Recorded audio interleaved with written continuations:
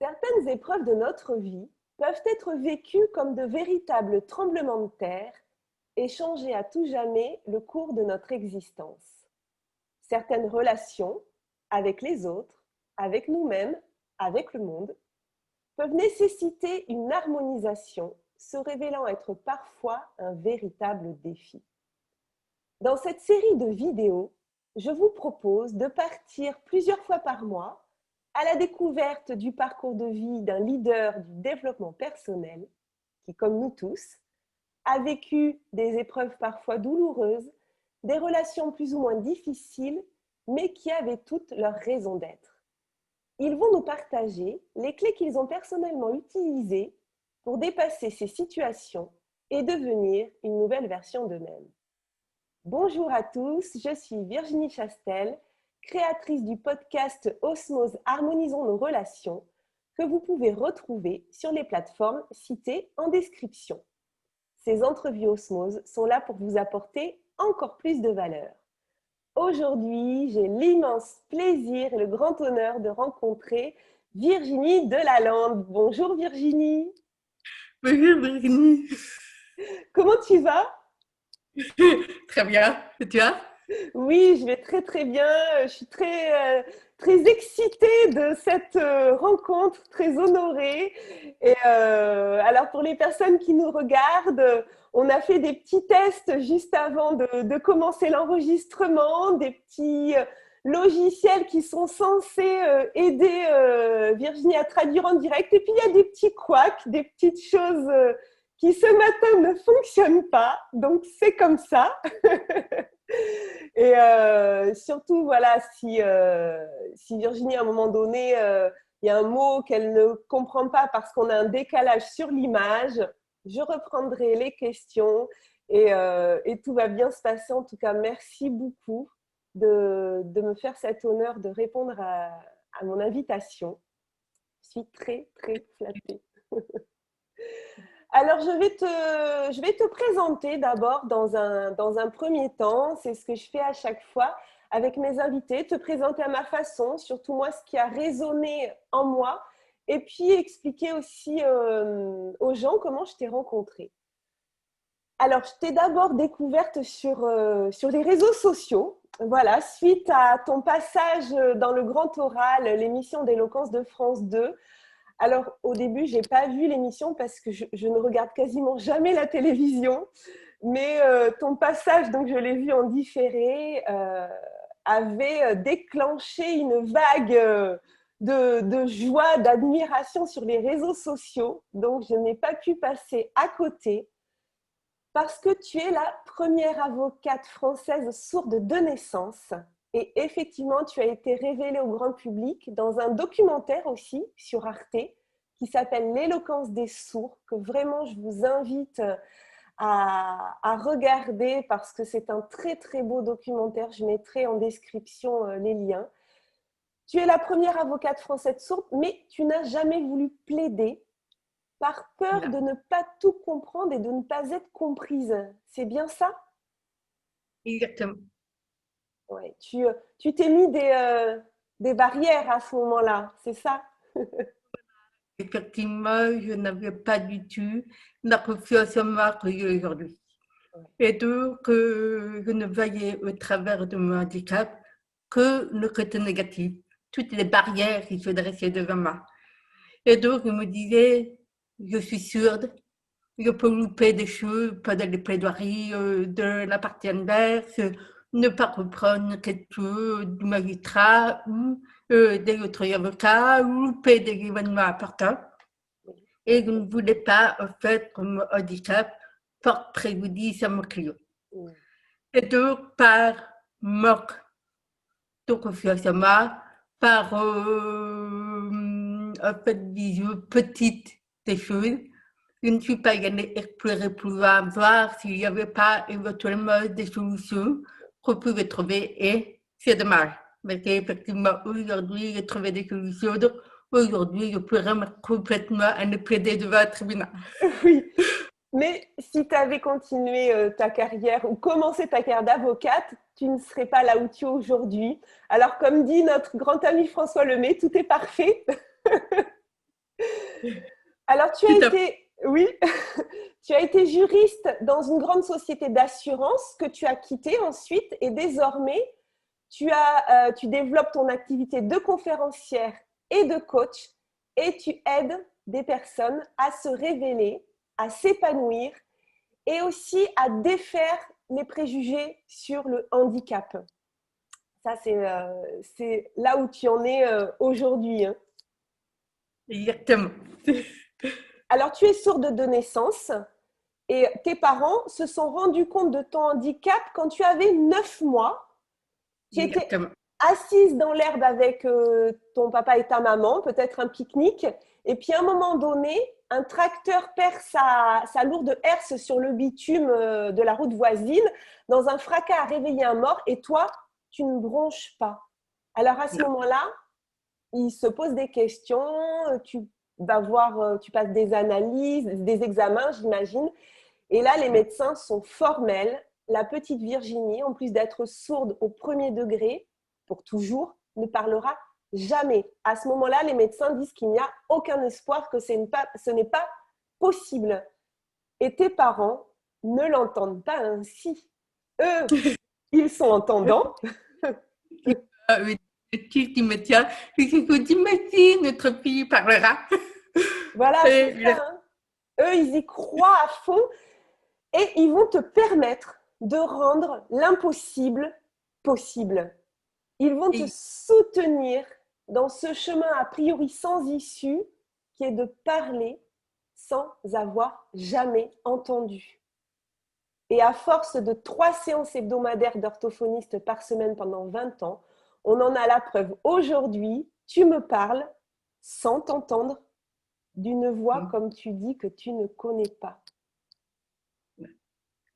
C'est vraiment laisser à pied à la vie, c'est que non seulement je parle, mais en plus, je ne fais mon métier. C'est-à-dire que je suis également conférencière. Oui, c'est ça. Des personnes qui ont peur de parler au public. Je fais du pied à la vie, puisque finalement, je n'ai jamais entendu le son de ma voix, mais en plus, je ne fais mon métier. C'est-à-dire que j'accompagne des personnes à prendre la parole au public. Donc, je leur montre que c'est avant tout une question de confiance en soi, de se faire confiance soi-même, et puis après, de rajouter des techniques pour améliorer sa diction, améliorer la force de son discours, y mettre de la passion, y mettre du langage non verbal, et en fait, embarquer le foule avec nous. Et je me disais finalement, ce combat, de m'être battue pour pouvoir apprendre à parler et faire une force m'a vraiment permis de réaliser à quel point finalement la voix était précieuse, à quel point on devait tous utiliser notre voix pour exister aujourd'hui dans le monde dans lequel nous sommes. Pas forcément pour hurler, pas forcément pour imposer une place, mais juste pour exprimer qui nous sommes vraiment. Oui. Et alors, tu parlais voilà, de cette capacité de transmettre des émotions. Moi, je t'ai vu, effectivement, je t'ai rencontré. Donc, je disais que mon premier contact avec toi, c'était par les réseaux sociaux. Mais j'ai eu la chance de te découvrir aussi sur scène en mai 2019, sur la scène de la meilleure année de votre vie, un événement organisé par Martin Latulipe. Je ne savais pas que tu allais être à cet événement et quand il t'a annoncé et qu'il a dit « je vais vous présenter Virginie Delalande » et là, je te promets, mon cœur a fait boum boum. Je me suis dit « mais quelle chance j'ai de pouvoir la rencontrer, de pouvoir la voir » et là, j'en ai des frissons, rien que d'y penser. Et effectivement, je suis allée te voir après pour te dire merci, te dire toute l'admiration que j'avais pour toi parce que vraiment, tu es un modèle de résilience, d'énergie positive, de se dire, voilà, une personne qui naît avec un handicap majeur quand même, c'est pas rien de ne pas avoir l'audition. C'est pas juste avoir un doigt en moins, c'est pas naître avec, voilà, c'est Et donc, ben voilà, j'ai envie de te dire merci, merci, merci. Euh, Et il me rappelle moi aussi que tu es venu me voir à la fin de mon intervention. Et vous n'avez ri à ce moment-là aussi, mais qu'en plus, vous avez la chance de porter toutes les deux le Oui, même prénom.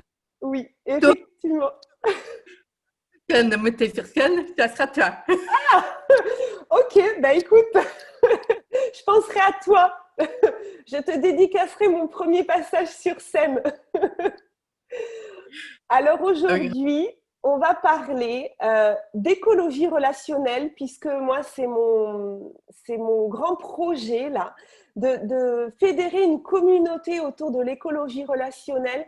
Et j'aime parler d'écologie relationnelle parce que la qualité de nos relations est aussi importante que la qualité de l'air que nous respirons.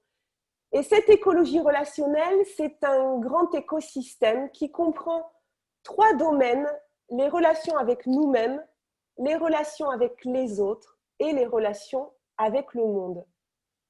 Alors aujourd'hui, j'ai en face de moi une personne épanouie qui a trouvé sa place dans ce monde. C'est vrai que je commence toujours mes entrevues par la question des épreuves traversées pour être l'homme ou la femme qui est mon invité aujourd'hui. On comprendra bien que ta relation avec ta surdité a probablement été l'épreuve majeure de ta vie et que la relation avec ce monde silencieux a fait de toi la femme que tu es aujourd'hui. Alors, pourrais-tu nous dire en quoi, pour toi, cet environnement parfois hostile t'a permis de développer certaines qualités de façon plus développée que si tu avais été entendante? Ça, c'est sûr. En fait, pour préciser un petit peu tes propos, j'ai presque envie de dire que ce n'est pas ma surdité en elle-même qui m'a posé problème. C'est surtout l'interaction avec les autres, le regard des autres, le travail, de la vie étudiante. Et c'était en fait cette différence de comportement de la part des autres que j'observais entre le comportement qu'ils pouvaient avoir avec une personne de mes camarades et moi à 30 secondes de temps. Donc forcément, tout ceci, effectivement, a développé un sentiment d'injustice, une grande difficulté, en fait, à comprendre quelle est ma place, quelle est mon utilité, quel avenir je pouvais imaginer en n'étant pas, entre guillemets, de la norme. Et donc, forcément, ça permet de développer des choses qu'on ne peut pas développer quand on est dans la norme. Quand on est dans la norme, tout est facile, on n'a pas besoin de se battre, on n'a pas besoin de faire ses preuves, on n'a pas besoin de développer de qualités particulières pour se différencier. À partir du moment où on n'est pas dans la norme, de toute façon, on active tous à un moment donné quelque chose, soit pour essayer de rentrer dans le moule, et donc forcément, c'est de la suradaptation. Et la question est la limite. Jusqu'à quel point je me suradapte et jusqu'à quel point finalement je ne suis plus en harmonie avec qui je suis vraiment. Donc, c'est-à-dire jusqu'à quel point je vais adopter un marque social, un épanouissement de façade, etc. Donc, ce que j'ai personnellement développé pour répondre à ta question, c'est évidemment des capacités de patience, de résilience, d'optimisme, d'adaptation à des situations où à chaque fois je me disais mais je ne vais jamais y arriver. Et en fait, me dire ça, ce n'est pas une option. Je ne peux pas penser que je n'y arriverai jamais. Donc, comment fait-on pour y arriver? Quand même. Et j'ai également développé après des qualités, bien sûr, d'observation, puisque théoriquement, les scientifiques disent qu'une personne sourde, même qui s'adapte, qui très très bien sur les mêmes, les plus performants arrivent à reprendre 60% de message oral. De 60%, ça veut dire qu'on a 40% que la personne ne capte pas du tout. Donc, il va arriver à compenser autrement. Donc, forcément, ça développe chez moi une observation fine de la personne en face de moi. Donc, le langage non verbal, les micro-expressions, les énergies que va dégager la personne.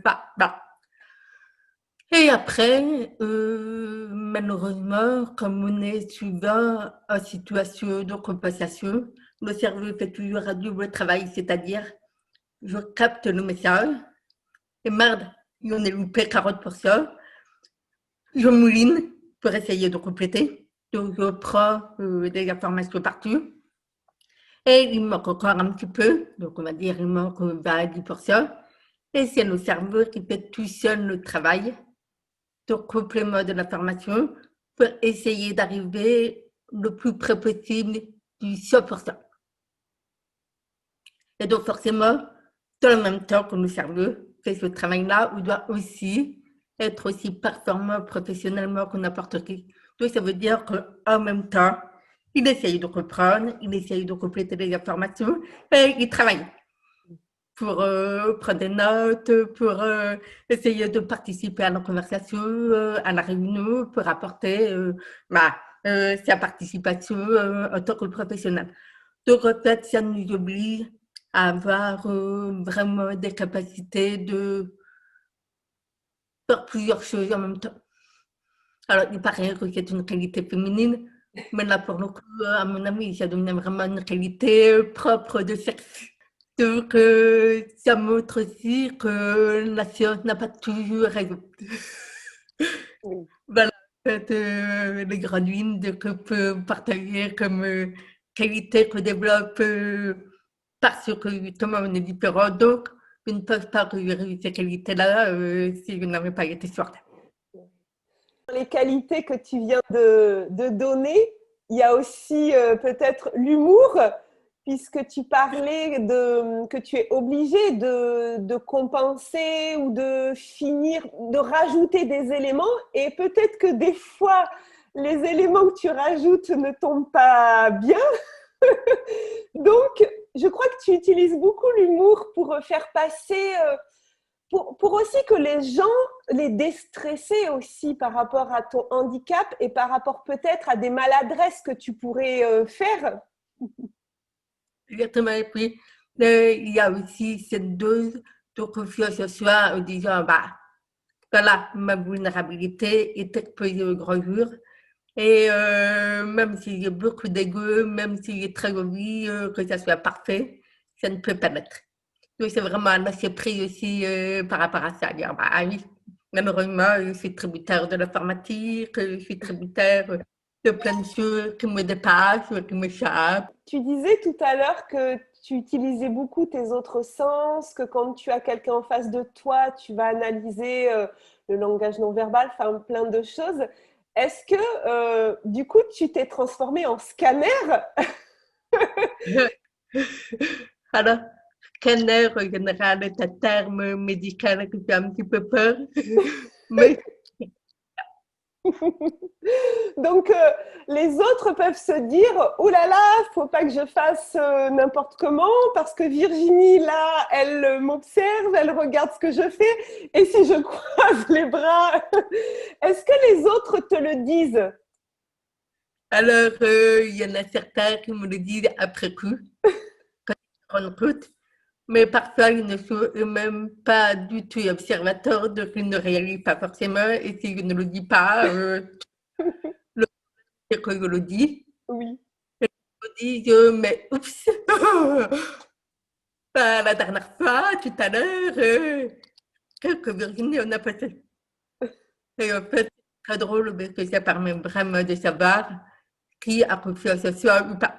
Oui. Ceux qui ont confiance en eux peuvent me dire avec humour, ou alors tout à l'heure, comme tu l'as vu, effectivement, il était comme ci, il était comme ça, et on en rigole.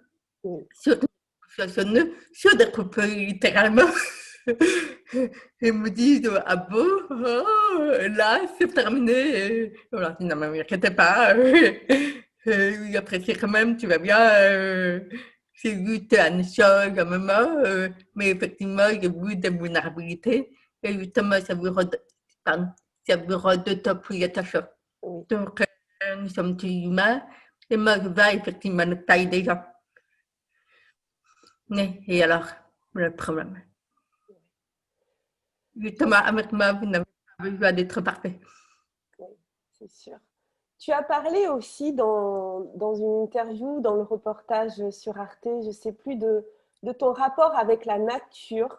Parce que la nature, elle, tu dis, il y a pas de malentendu avec la nature. Les choses sont comme elles sont.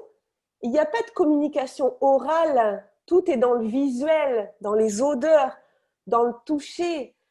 Est-ce que tu peux nous parler justement de ton rapport à la nature? Est-ce que c'est un endroit dans lequel tu vas pour te ressourcer? Comment tu utilises cette nature pour peut-être retrouver de l'énergie ou retrouver de la joie?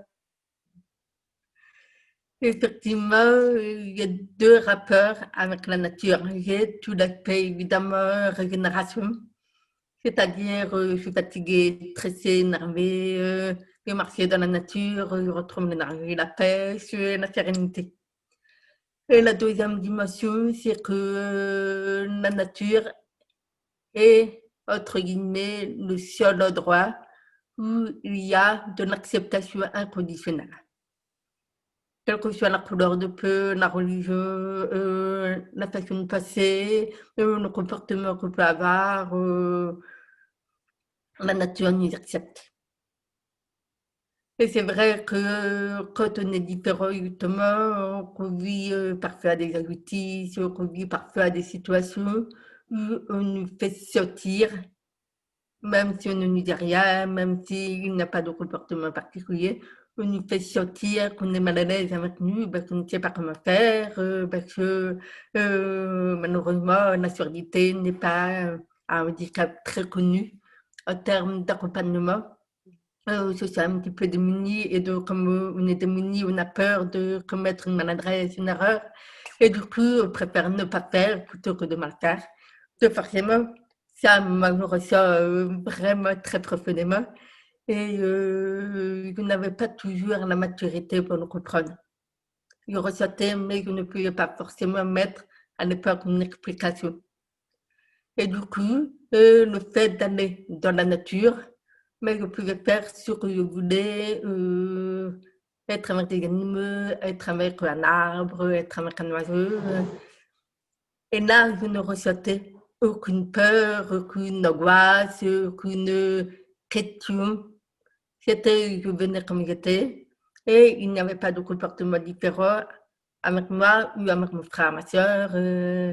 Et il y a même parfois, dans certaines situations, une connexion qui s'est faite de manière beaucoup plus forte, puisque justement, je suis, comme beaucoup d'animaux, dans le non-verbal, dans l'énergie, dans tout ce qui est observation de comportement, observation en fait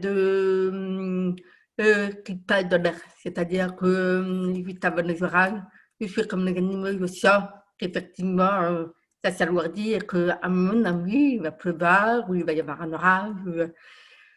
Et donc, effectivement, ce rapport à la nature s'est développé au fil des années. Et à un moment donné, a été tellement fort que je rêvais d'être vétérinaire. Oui.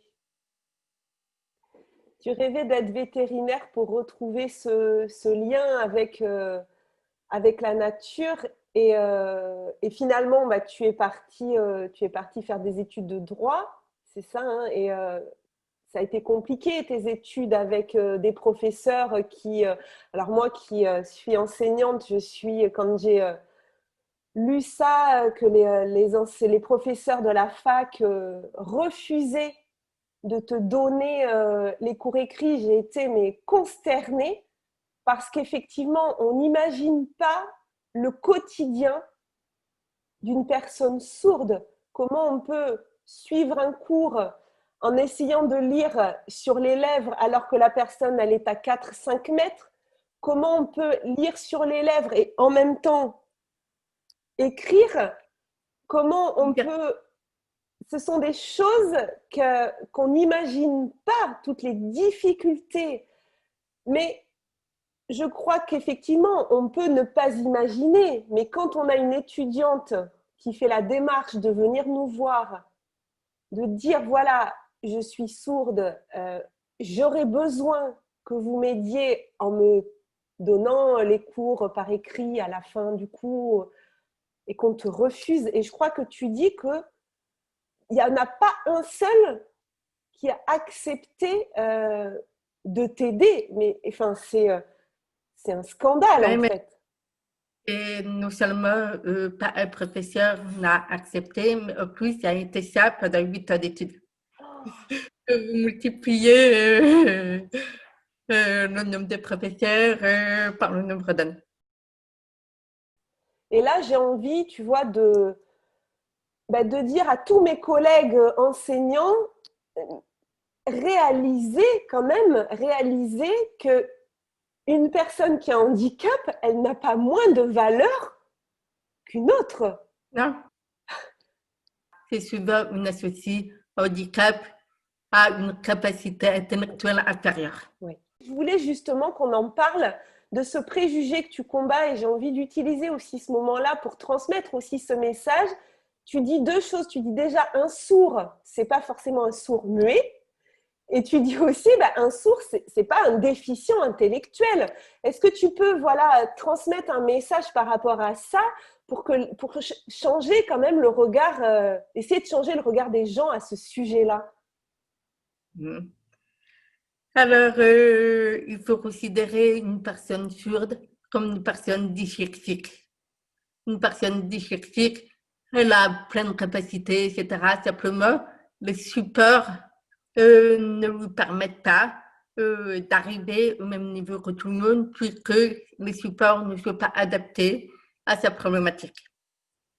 Assure, si on lui donne tous les cours, si on lui donne toutes les connaissances au même niveau que les autres, mais adaptées à ses besoins, peut parfaitement faire des études et toutes les études. Et après, c'est exactement comme tout le monde, il y a des personnes qui aiment faire des études et d'autres qui n'aiment pas. Et là, c'est vraiment un choix personnel. Mais on n'a pas, en fait, de toute manière, dès lors qu'on est différent, le même accès au savoir. Et c'est pour ça, en fait, que je lutte et que j'essaye de changer le regard de la société sur le handicap et la différence de manière générale. Ce n'est pas parce que vous ne maîtrisez pas forcément une langue, parce que vous êtes étranger et que vous êtes obligé d'apprendre une langue pour pouvoir la maîtriser. Ce n'est pas faute de méthode d'apprentissage qu'il faut juger de manière ferme et définitive. Il faut simplement s'adapter à la capacité de cette personne à ce moment-là et lui donner le maximum d'outils pour qu'elle aussi puisse arriver au même niveau que les autres. Au pire, elle mettra quelques mois de plus. Oui. C'est quelques mois sur une vie. C'est ça. Et je trouve que tes parents, au départ, ils ont eu aussi cette force de ne pas écouter aussi finalement, ce que les médecins ou les scientifiques pouvaient dire. C'est-à-dire que à chaque enfant, quel qu'il soit, partons du principe qu'il aura de toute façon des possibilités d'évolution, que rien n'est jamais fixé. Tu parlais des enfants dyslexiques, mais on peut parler aussi voilà, de tous les enfants qu'on dit avoir des troubles de l'attention, qu'on dit être agités, qu'on dit être hyperactifs. Est-ce qu'on peut avoir un regard différent sur la différence, justement, et se dire que chacun a la possibilité d'avancer et que plus un enfant est aimé et plus il est aimé pour ce qu'il est et en lui donnant toutes les chances, enfin, c'est l'effet Pygmalion en fait.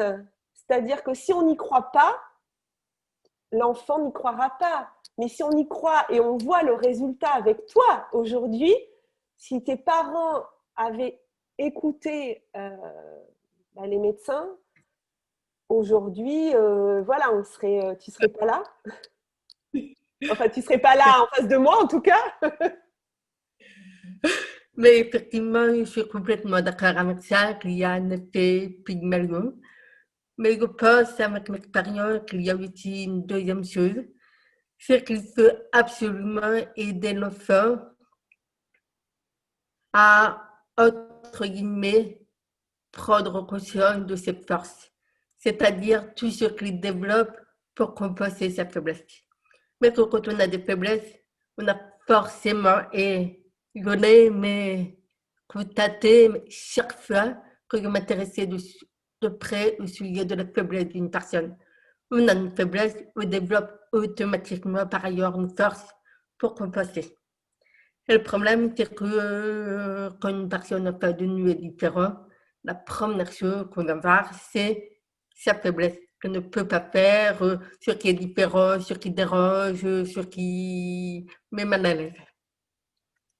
Et ça, c'est une étiquette qu'on prend à la personne et derrière, on ne va pas voir ce que cette personne peut avoir de positif. Et donc, je pense que vraiment, au-delà d'encourager une personne différente, c'est aller l'aider à découvrir ses pépites, ses forces et appuyer sur ses forces pour l'aider justement à acquérir ce qu'il a besoin d'acquérir ou à vivre ce qu'il a envie de vivre. Et souvent, on s'aperçoit que quand on fait ce pari-là, aller chercher les forces et les utiliser pour se construire une vie privée, une vie professionnelle, c'est là où la personne explose. Où elle s'épanouit, où en fait elle développe un talent exceptionnel, c'est là où elle arrive à trouver sa place. Et donc en fait, je pense qu'il y a effectivement cet amour inconditionnel, où on prend la personne comme elle est, on l'encourage et on est derrière elle, elle sent qu'elle n'est pas toute seule, mais en plus, on a cette dimension en fait de jardinier, où on a une petite graine qui ne ressemble à rien, et on ne va pas voir la forme rabougrie de la graine, mais plutôt la fleur qu'elle peut devenir. Tu parles aussi que toi, tu t'étais beaucoup cherché et que tu étais passé du tout noir à un arc-en-ciel. Donc, c'est ça aussi. Exactement. Développer, trouver des choses dans lesquelles on va pouvoir développer nos compétences auxquelles on n'aurait pas pensé et devenir multicolore plutôt que d'être mis dans une case, parce que c'est vrai que souvent on nous met dans des cases et toi tu casses les cases. Exactement. C'est un petit peu comme si dans une classe, vous aviez seulement code bleu. Et que la personne, en fait, dans sa palette, a du vert, a du rouge, mais pas du bleu. Et vous vous disiez, bah, vous n'avez pas de bleu, donc vous ne pouvez pas faire partie de la classe. Bah oui, mais moi, il a porté d'autres couleurs. Et ensemble, on va pouvoir faire des dessins avec 3 couleurs. C'est ça. C'est ça. C'est la puissance du collectif aussi qui fait qu'on est plein de petites gouttes d'eau et que tous ensemble, on va faire un océan. Toi, tu vas apporter un regard sur les choses. Tu le disais tout à l'heure que du fait de ta surdité, tu avais développé plus d'autres sens et aussi une autre sensibilité, mais que finalement, on est tous différents. Quel que soit, qu'on ait un handicap ou pas, finalement, qu'est-ce que ça veut dire? En fait, c'est exactement le message que je porte auprès des entreprises, auprès des établissements scolaires. C'est en fait aller chercher la richesse de la diversité, de la différence, plutôt qu'essayer de rentrer tout le monde dans un moule dans lequel certains pourront rentrer, mais à quel prix? C'est ça. Ouais. D'autres ne pourront jamais rentrer. Et de toute façon, nous avons tous à gagner à être permanents, challengés sur la manière dont nous faisons les choses, sur la manière dont nous voyons les choses, parce que nous sommes dans une société en perpétuelle évolution. Et c'est ça, en fait, qui nous permet de changer, d'évoluer. Si nous restons dans nos certitudes, nous n'allons pas évoluer. Et au bout d'un moment, forcément, il y a un décalage avec ce qui passe autour de nous, avec la réalité des choses, et on devient hermétique aux volontés, au fait, d'ouverture des autres. Et c'est la raison pour laquelle on a des personnes extrêmement ouvertes, c'est-à-dire des personnes qui, à un moment donné, je me posais des questions, je me dis, bah, dans mon éducation, on m'a appris ça, à l'école, on m'a appris ça. Est-ce que c'est toujours vrai aujourd'hui? Est-ce que c'est quelque chose dans lequel aujourd'hui je m'identifie encore? Et en fait, on s'aperçoit que, indépendamment du handicap, de la diversité, soi-même, on n'a pas forcément la même façon de voir les choses à 18 ans, à 30 ans, à 40 ans. On s'aperçoit que quand on avait 18 ans, on était très noir-blanc, voilà. À la trentaine, on découvre les nuances de gris, devenir un petit peu plus souple. Et puis, à 50 ans, la même chose, ne pas la même importance pour nous, de, par exemple, à la réussite professionnelle. À 50 ans, la réussite professionnelle n'est plus la priorité. C'est plus profiter de nos proches, profiter des bons moments de la vie, parce qu'on ne sait pas de quoi demain sera fait. Donc, en fait, l'avantage d'avoir de la diversité autour de nous fait gagner du temps, entre guillemets, en termes d'ouverture d'esprit, de souplesse d'adaptation, de créativité, d'innovation, parce que nous challenge en permanence sur notre façon de voir les choses et même de les vivre. Écoute, tu nous as dit, voilà, à 20 ans, à 30 ans, à 50 ans. Donc, on sait déjà quand tu auras 50 ans, mais tu verras, tu regarderas à nouveau cette interview quand tu auras 50 ans. En tout cas, à 40 ans, parce que je crois que tu as fêté tes 40 ans cette année, il me semble. Hein, je crois que tu es du mois d'août même. Tu as, donc à 40 ans, tu sors un livre, il me semble. C'est ça? Ton premier livre. Je crois que la date, c'est le 3 novembre, c'est ça? C'est ça, mais dis, tu me suis vraiment de près. Tu as vu? Oui, et au jour où on tourne cette interview, donc on est avant le 3 novembre, mais quand l'interview va être sur ma chaîne, on sera après le 3 novembre, donc le livre sera déjà sorti, donc vous pourrez aller l'acheter, qui s'appelle Abandonner jamais, c'est ça? Est-ce que tu peux nous en dire quelques mots sur ce livre? Ah, tout à fait. Alors, je vais essayer d'être courte, mais c'est quand même 300 pages. Ah oui. C'est effectivement une biographie qui raconte un petit peu ma vie, en fait, les différentes étapes charnières qui m'ont permis, entre guillemets, d'avoir le connaître de ma vie. Donc, les bons moments, les mauvais moments, les rencontres, ce qui a nourri finalement la femme que je suis aujourd'hui. Et comme j'ai une casquette de coach, je suis allée un petit peu plus loin que la biographie bête et méchante, parce que je n'ai pas du tout mon tempérament d'aller raconter ma vie pour me faire monter, etc. J'ai vraiment été en profondeur pour aller identifier ce que chacune des étapes m'a apporté, ce que ça a changé finalement dans ma vision de la vie. Et évidemment, partage en fait une dépression notamment que j'ai faite, où je suis allée extrêmement bas, donc je vous laisse découvrir ce qui m'est arrivé. Ouais. Et évidemment, ça m'a permis de rentrer dans une démarche de thérapie, de coaching, de développement personnel. Et en fait, comment la thérapie, puis le coaching et le développement personnel me permis finalement de trouver des clés de réponse à toutes les interrogations que j'ai développées de la première partie de ma vie. Et mon objectif était vraiment de donner des éléments de réponse à toutes les personnes qui avaient du mal à trouver leur place de manière générale dans la société, donc en situation de handicap ou pas, parce que finalement, le handicap, c'est une difficulté parmi d'autres. Comment on peut faire pour trouver du sens à sa vie quand on n'est pas dans le moule?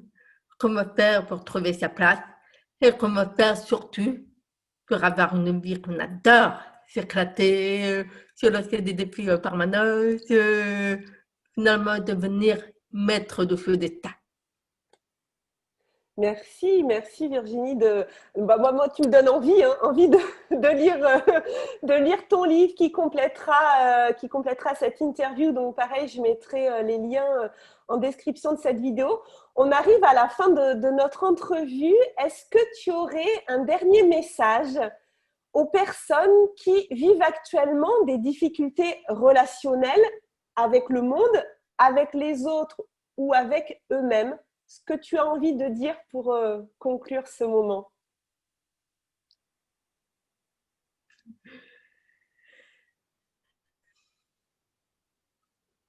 Alors, j'ai surtout envie de dire la première chose qu'il faut vraiment travailler, c'est la confiance en soi. Pour y arriver, il faut avoir et persévérer. Parce qu'en fait, la confiance en soi ne vient pas d'un coup de baguette magique, c'est un pas sur une action. Et en faisant, comme le dit très bien Martin Latulippe, des petits pas tous les jours. Et des petits pas imparfaits. Donc, ne pas chercher à chercher à la perfection et se dire, tant que je n'ai pas parfait, je n'y vais pas.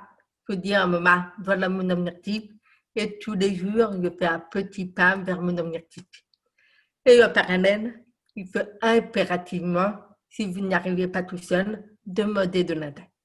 Demander de l'aide à des professionnels, à des moteurs, à des personnes en fait, qui pour vous, une énergie qui vous attire.